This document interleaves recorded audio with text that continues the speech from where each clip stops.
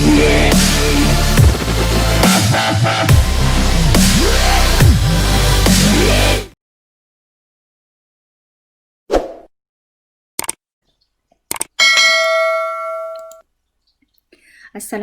warahmatullahi wabarakatuh. Kita ke tema penyelenggaraan dan kesinambungan hidup dalam bidang pembelajaran ketiga iaitu kelestarian alam sekitar. Dalam standard kandungan 3.1 kitaran hayat produk, kita akan menguasai 5 standard pembelajaran. Pertama, murid seharusnya dapat menjelaskan maksud jejak karbon. Kedua, mencerahkinkan produk yang digunakan dalam satu hari kehidupan seseorang individu. Ketiga, mewajarkan tindakan yang perlu diambil langkah tapak tangan karbon bagi mengurangkan pembebasan gas rumah hijau dalam satu hari kehidupan individu. Yang keempat, berkomunikasi mengenai kitar hayat satu produk. Dan yang kelima, menjana idea pengurusan yang cekap bagi sisa plastik ke arah kelestarian alam sekitar. Okey, kita akan ke standard pembelajaran yang pertama iaitu menjelaskan maksud jejak karbon atau carbon footprint. Okey, apa itu jejak karbon? Okey, jejak karbon merujuk kepada jumlah karbon dioksida yang dibebaskan ke atmosfera hasil daripada aktiviti individu, peristiwa, organisasi, komunikasi atau produk yang digunakan dalam kehidupan harian. Okey, kita biasa lihat label sebegini pada peralatan elektrik. Ini sebenarnya merupakan label cekap tenaga. Apa fungsi label cekap tenaga? Okey, label cekap tenaga adalah sebagai rujukan kepada pengguna untuk menilai kecekapan sesuatu alatan elektrik. Okey, bintang pada label cekap ini menunjukkan kecekapan barang elektrik tersebut dalam menjimatkan tenaga. Okey, taraf 1 bintang menunjukkan kecekapan tenaga yang rendah, manakala taraf 5 bintang menunjukkan kecekapan tenaga yang lebih tinggi. Okey, seterusnya dalam produk-produk makanan terdapat juga label jejak karbon. Sesetengah makanan dilabel dengan jejak karbon. Apa fungsi label jejak karbon ni? Okey, pada bahagian jejak karbon ini, contohnya dalam rajak ini ditulis 900 gram. Okey, menunjukkan bahawa dalam satu proses penghasilan makanan ini akan melibatkan penghasilan gas karbon dioksida sebanyak 900 gram dalam kuantiti makanan tersebut, contohnya 400 ml. Okey, label karbon ini adalah untuk memberitahu kepada pengguna tentang jejak karbon, maksudnya tentang kuantiti karbon dioksida yang dihasilkan. Ini bermaksud label ini sebenarnya ingin memberikan satu motivasi kepada pengguna supaya dapat membuat pilihan yang lebih baik bagi mengecilkan kesan jejak karbon. Okey, kalau kita recall balik berkenaan dengan definisi jejak karbon, saya gambarkan dengan lukisan ini. Okey, kalau kita perhatikan ada banyak jejak-jejak karbon kaki-kaki tu kan. Okey, di sini sebenarnya menunjukkan terbebasnya gas karbon dioksida ke permukaan atmosfera. Okey, so kalau kita berbalik kepada definisi jejak karbon tadi, jejak karbon merujuk kepada jumlah karbon dioksida yang dibebaskan ke atmosfera hasil daripada pelbagai aktiviti, sama ada aktiviti individu, peristiwa, organisasi, komuniti ataupun juga produk. Okey. Sekarang kita lihat pula standard pembelajaran yang kedua, mencerahkinkan produk yang digunakan dalam kehidupan seseorang individu. Okey. Bagaimana kita dapat mengira jejak karbon yang digunakan? Okey, kalau kita perhatikan, kita bermula dengan bagaimana nak menceraikan tu adalah bermula dengan kita mengenal pasti apa produk yang kita gunakan seharian.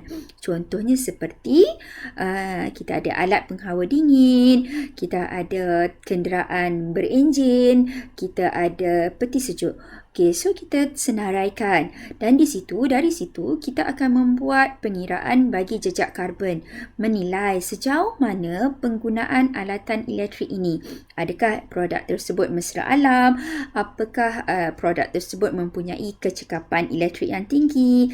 Ada taraf 1 bintang ataupun 5 bintang? Apa maksudnya? Adakah 1 bintang tu yang tak? 1 bintang merujuk kepada kecekapan tenaga yang rendah. 5 bintang merujuk kepada kecekapan tenaga yang lebih tinggi, maksudnya lebih menjimatkan elektrik.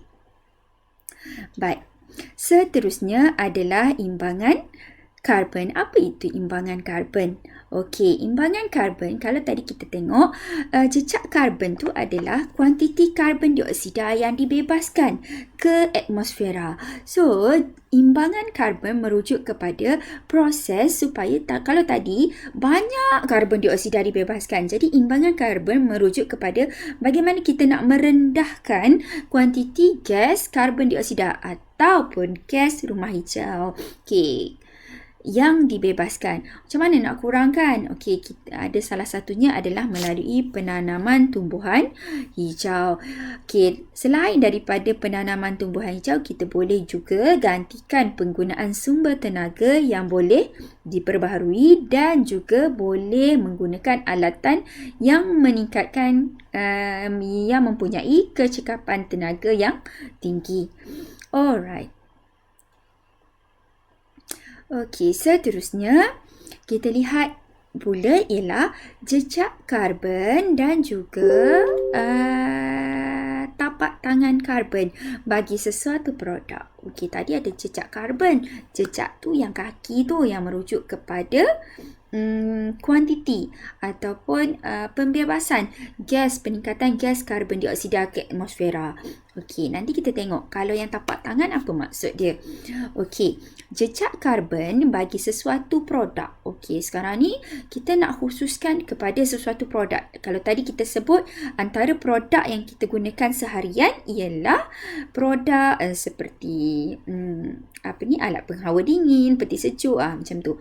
Okey, so kita nak tengok sejauh mana produk ini memberi impak negatif terhadap kelestarian alam sekitar yang disebabkan oleh produk tersebut sepanjang kita hayat. Alamak, ada perkataan kita hayat pula. Apa maksud kita hayat? So, dua benda tu kita akan lihat. Okey. Tapi sebelum tu, kita tengok. Tadi saya sebut, kita ada tapak karbon. Satu lagi adalah tapak tangan karbon. Tapak tangan berbeza, berlawanan dengan tapak karbon. Okey, kerana tapak tangan karbon ini merujuk kepada sesuatu produk yang memberi impak positif. Kalau tadi yang dekat tapak yang bentuk kaki tu, tapak karbon, dia memberi impak negatif. Okey, so sekarang kalau tapak tangan karbon merujuk kepada impak positif terhadap kelestarian alam sekitar yang disebabkan oleh penggunaan produk tersebut sepanjang kitar hayatnya. Sekali lagi, kita highlightkan perkataan kitar hayat. Alright. Okey, seterusnya di sini adalah sekadar penerangan. Ringkasan penerangan tadi. Kalau di sini kita ada nampak tapak kaki. Okey, tapak kaki tu merujuk kepada tapak karbon di mana ada tapak tangan yang memecahkan atau mengurangkan kesan tapak jejak karbon tadi. Okey, jadi bertujuan untuk mengurangkan jejak karbon bagi sesuatu produk. Okey, serta menambah impak positif terhadap kelestarian alam sekitar. Alright, seterusnya. Langkah tapak tangan karbon. Okey, kita ada 5 langkah tapak tangan karbon. Maksudnya, kita ada 5 langkah tapak tangan karbon.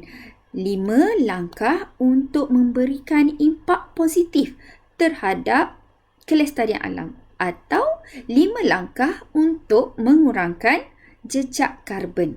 Alright. Kita tengok yang pertama, penggunaan bahan dengan jejak karbon yang lebih rendah. Kedua, pemanjangan kitar hayat. Ketiga, kurang gunakan penggunaan tenaga yang kurang membebaskan gas rumah hijau. Apa gas rumah hijau? Gas karbon dioksida. Okey, seterusnya keempat, pengurusan sisa. Dan yang kelima ialah singki karbon. Apa itu singki karbon? Okey, kita lihat satu persatu. Okey, langkah tapak tangan karbon. Okey, kalau awak tengok di sini kita ada simen. Okey, di sini kita ada kayu balak. Okey, apa maksud dia? Penggunaan bahan jejak karbon yang rendah dalam pembuatan produk. Okey, di sini bila kita ada dua bahan ni, kita akan lihat bahawa kayu balak ni mempunyai jejak karbon yang lebih rendah. Maksudnya kita gantikan penggunaan simen dengan penggunaan kayu balak. Okey. So di sini kita katakan bahan binaan yang tidak boleh baharu dan membebaskan gas rumah hijau yang banyak digantikan dengan bahan binaan yang boleh baharu dan kurang membebaskan gas rumah hijau. Okey, seperti inilah penggunaan simen diganti dengan penggunaan kayu balak. Okey, seterusnya ialah langkah tapak tangan yang kedua ialah pemanjangan kitar hayat dan peningkatan kecekapan produk. Apa maksudnya? Okey, kalau kita perhatikan di sini adalah bateri. Biasa kita tengok dekat belakang telefon. Okey, ni bateri yang boleh dicas semula. Okey, maksudnya di sini ialah bateri yang boleh dicas semula dan juga panel suria contohnya merupakan produk yang mempunyai kitar hayat yang lebih panjang.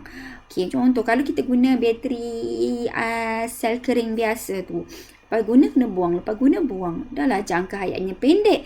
Tapi macam mana pula kita nak uruskan bateri-bateri yang sisa-sisa bateri tu, macam tu.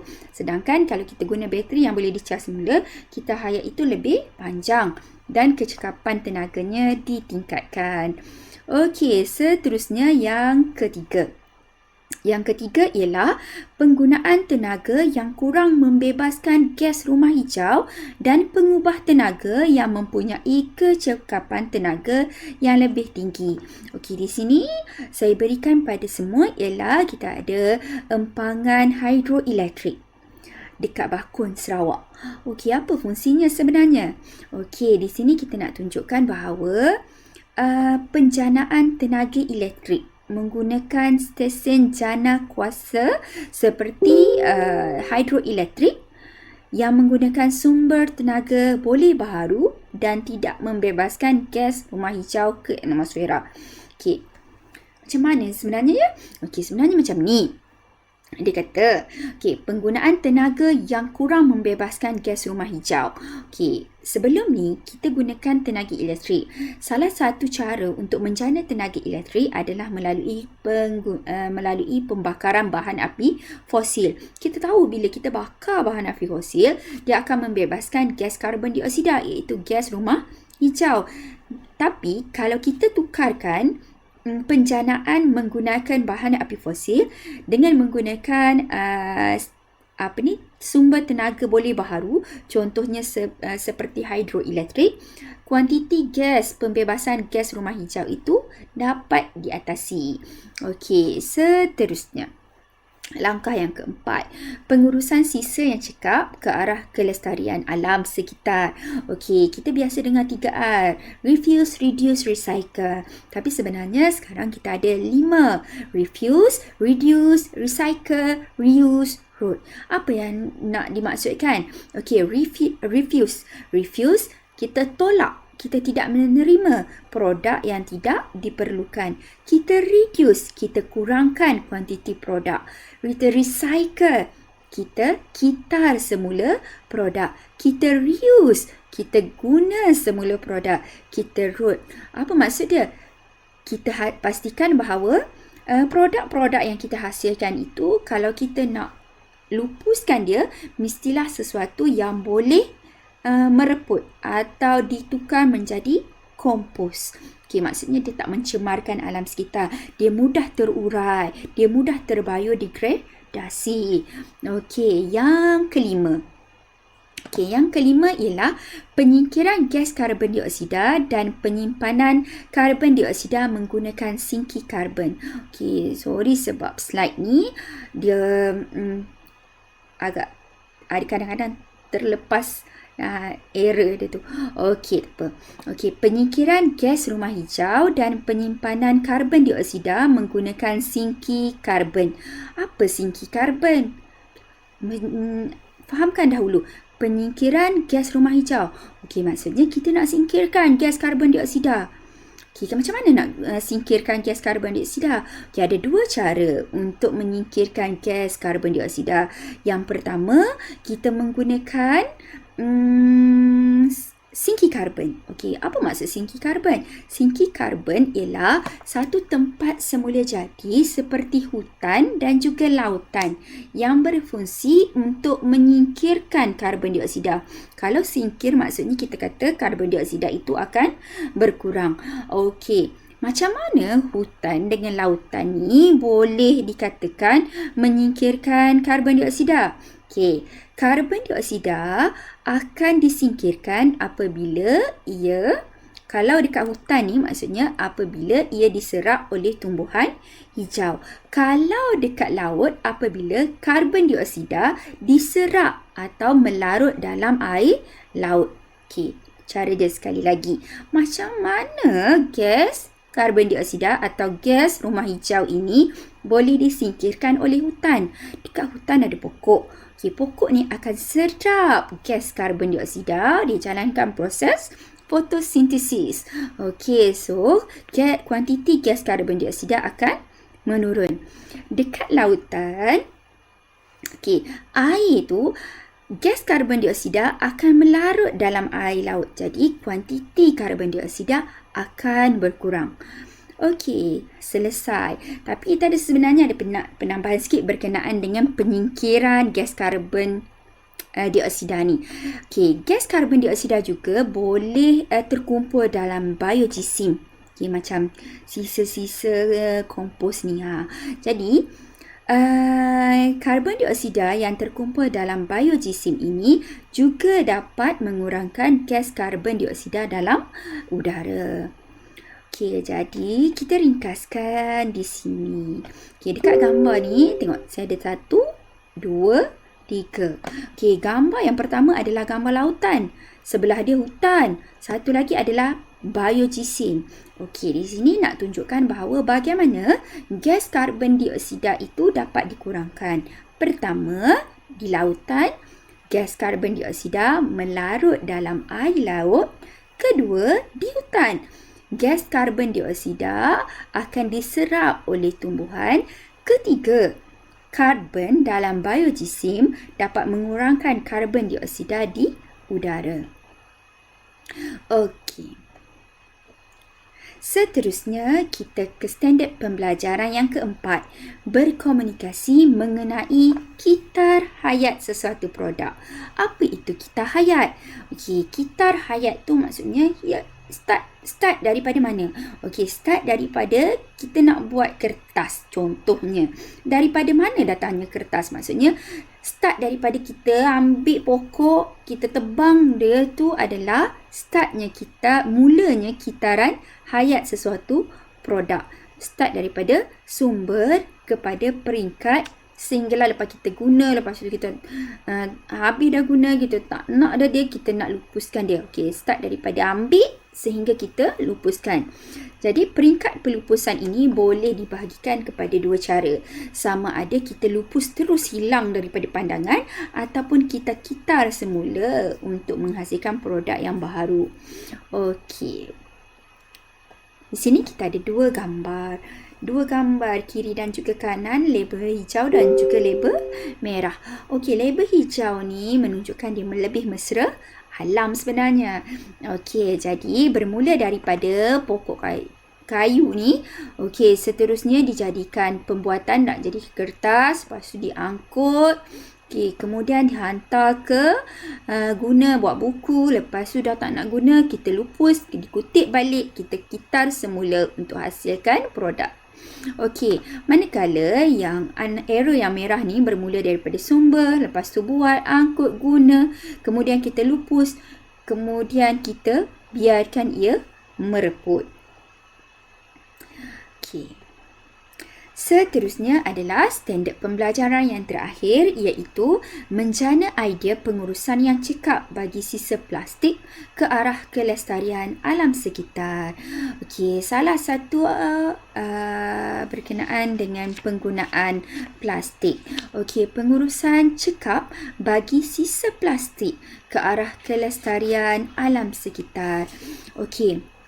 Dalam kehidupan seharian, masyarakat kita sangat biasa dengan penggunaan plastik. Kita nak bungkus makanan, kita letak dalam plastik. Kita nak buat, kalau saya kata ni, saya ada mouse sekarang. Okey, mouse pun kita buat daripada plastik. Banyaklah kegunaan plastik tu. Okey, jadi sangat perlu masyarakat menguruskan sisa plastik menggunakan idea-idea pengurusan yang cekap supaya mengekalkan kelestarian alam sekitar. Okey, contoh yang kita ada, cara yang paling baik untuk kita menguruskan sisa plastik adalah melalui kitar semula.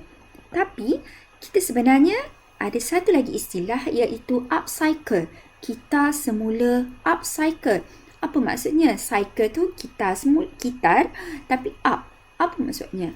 Okey, sebenarnya nak merujuk kepada masih lagi kitar semula, iaitu penghasilan produk plastik yang baharu dengan syarat dengan nilai yang lebih tinggi daripada produk asal. Okey, contoh yang kita ada di sini. Okey, upcycle, apa maksud upcycle? Okey, macam ni. Menghasilkan produk yang baharu. Okey, kita ada botol plastik. Bila kita kata kita recycle, maksudnya kita hasilkan produk yang bukan botol dah lah. Okey, so kita hasilkan produk baharu. Di sini ada penyapu. So kalau kita tanya balik diri kita tanya balik, antara botol yang kita ada di sini dengan penyapu ni, mana yang mempunyai nilai yang lebih tinggi? Okay. So kita dapat jawapan di situ, mestilah penyapu. Jadi di situlah ditakrifkan upcycle, iaitu menghasilkan bahan baharu dengan nilai yang lebih tinggi. Atau kita balik semula kepada takrifan tadi, menghasilkan produk plastik baharu dengan nilai yang lebih tinggi daripada produk asal. Okey. Seterusnya, kita ada topik yang kecil, iaitu berkenaan dengan mikroplastik. Okey, kita ada perkataan mikro, mikroskop, mikroskopik. Okey, so mikro ni merujuk kepada kecil. Mikro merujuk kepada kecil. Mikroplastik dalam rantaian makanan. Tadi kita belajar macam mana kita nak uruskan sisa plastik. Okey, kita ada selalu plastik yang kita tengok, kalau dekat dalam gambar ni kita ada letak bungkusan makanan. Okey, plastik tu plastik yang besar yang boleh dilihat dengan mata kasar. Okey, tapi kita ada istilah yang berikutnya, iaitu mikroplastik. Sesuai dengan perkataan mikroplastik, okey, ia bermaksud bahawa mikroplastik ini adalah diperbuat daripada, plastik itu sendiri diperbuat daripada polipropilen atau polyethylene. Ataupun nilon. Yang paling penting sekali bila kita sebut mikroplastik ni ialah mikroplastik adalah plastik yang mempunyai ukuran kurang daripada 5 mm. Kecil sangat. Okey. Manakala kalau kita biasa, kalau orang perempuan ni dia ada alat pencuci, orang lelaki pun sebenarnya, alat pencuci muka kan. Bila dia ada rasa biji-biji tu. Okay, yang selalu disebut microbeads. Okay, so salah satu daripada contoh mikroplastik ni dia diletakkan dalam produk kecantikan yang dikenali sebagai microbeads. Okay. Daripada mana sumber plastik ni? Okey, kita ada daripada beberapa sumber. Ada 4 sumber saya ringkaskan di sini. Yang pertama, sumber mikroplastik ini datangnya daripada berasal daripada pelbagai sumber. Yang pertama, daripada plastik yang besar, kemudian dia tergradasi menjadi potongan-potongan yang kecil, terurai secara biologi, terdegradasi. Okey, terurai secara biologi. Okey, seterusnya yang kedua, daripada pakaian dan kain sintetik. Pakaian kita ni diperbuat daripada nilon. Okey, dia ada juga padanya terdapat mikroplastik pada cat, pada peralatan elektronik yang dibuang. Okey. Seterusnya, ketiga, terdapat juga pada produk kecantikan seperti pembersih wajah untuk menyingkirkan sel-sel kulit mati. Okey, yang keempat, pada pasta gigi. Pasta gigi, ada ubat gigi itulah sebagai penambah tekstur. Okey. Seterusnya di sini, saya tambah sedikit. Kenapa kita kena belajar pasal mikroplastik ni sebenarnya? Sebab kita nak kena tahulah apa bahaya mikroplastik ni. Sama juga dengan penggunaan plastik tu sendiri. Okey, mikroplastik ni berbahaya sebab dia kecil-kecil. So, kalau saya gambarkan sini, bila dia duduk dalam air, dia akan masuk dalam hidupan akuatik. Sedangkan kalau kita tengok dalam hidupan akuatik, salah satunya ada ikan. Okey, dia masuk dalam ikan, so ikan tu akan jadi makanan kita kan. Okey, jadi sumber mikroplastik tu akan sampai kepada kita melalui rantaian makanan atau siratan makanan. Okey, berbahaya jika berada dalam badan organisma akuatik. Kalau kita perhatikan di sini, okey, di sini ada mikroplastik. Apabila ia berada dalam hidupan akuatik seperti ikan, lava, plankton penyu, okey, mamalia, sampailah sekali bila dimakan, okey, siratan ni dimakan sampailah dekat manusia. Kenapa kita nak sampai kat manusia? Kenapa kita pun tak nak sampai dekat organisma akuatik ni? Okey, kalau sampai kat kita, boleh menjejaskan kesihatan. Antara bahayanya, yang pertama menyebabkan gangguan saraf. Kedua, mengganggu keseimbangan hormon. Ketiga, menjejaskan sistem pertahanan badan. Sistem pertahanan badan menjadi lemah. Dan yang keempat, paling biasa kalau kita sebut, penggunaannya boleh menyebabkan risiko kepada penyakit kanser. Okey, baik, kita selesai dahulu untuk topik standard kandungan 3.1 iaitu berkenaan dengan kitaran hayat produk. Okey, kita jumpa lagi untuk subtopik yang berikutnya iaitu 3.2 iaitu pencemaran alam sekitar.